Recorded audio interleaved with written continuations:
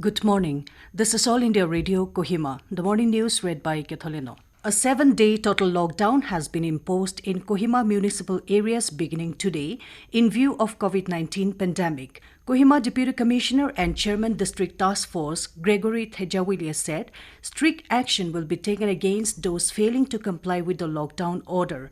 The DC asked all concerned to comply with the provisions of the total lockdown order. Meanwhile, the DC, in partial modification of the order, said the Department of Animal Husbandry and Veterinary Services and staff of the Guwahati High Court Kohima bench are also exempted from the purview of the total lockdown. A day after the announcement of partial lockdown in Dimapur, Deputy Commissioner and Chairman District Task Force DTF for COVID-19, Anup Kinchi, has ordered additional lockdown measures from tomorrow till August 2. The task force said all categories of shops will remain closed while public movement and vehicular movement will be prohibited except for pharmacies and medical emergencies. Interstate and inter-district movement of all the goods vehicles will be allowed with proper safety measures in place. The DC said that the lockdown measures will be enforced to ensure comprehensive contact tracing, detection of suspected cases, and implementation of isolation measures so that the chain of transmission can be slowed down and to contain the spread of COVID-19 infection. Nagaland reported the state's first COVID-19 deaths. A 50-year-old man who passed away on 21st July was tested positive for the disease yesterday. The patient, a resident of New Tsumukkedima in Dimapur, was admitted at CHC Medziphema on 19th July.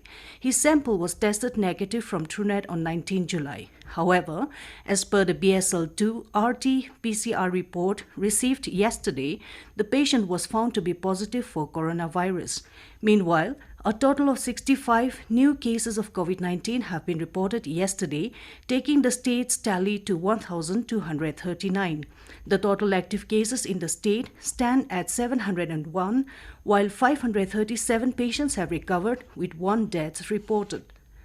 Nagaland Board of School Education NBSE has notified that midterm examination for classes 8, 9 and 10 will be done through online or offline mode. NBSE directed all heads of institution registered under it to use the question given in the question bank to prepare the test items for the midterm examination.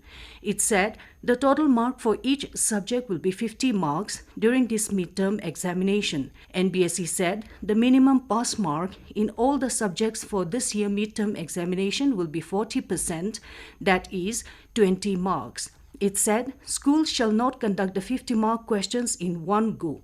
It should be conducted in 2 or 3 batches or parts of online or offline mode.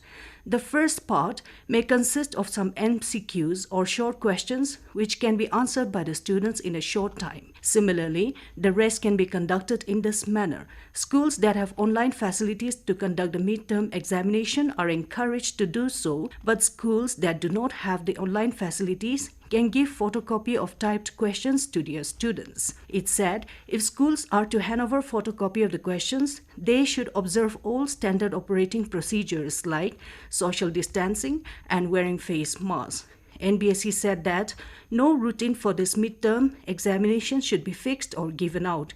The school is at liberty to conduct the exam for as many days, so long that the results of the midterm examination reaches the board by 31st August 2020. Schools shall enter the marks secured by students in the PCR. NBSE said details of midterm examination for classes 11 and 12 will be notified at a later date. And Dimapur Deputy Commissioner and Chairman District Disaster Management Authority Anup Kinchi has ordered the sealing of the office of the General Manager of NST Dimapur with immediate effect till further order. The DC said the order has been issued to take effective measures to prevent the spread of COVID-19. He further cautioned that any person violating the containment measures will be liable to be proceeded as per the provisions of the Disaster Management Act 2005, besides legal action under Section 188 of the IPC. With that, we end the morning news. Have a nice day.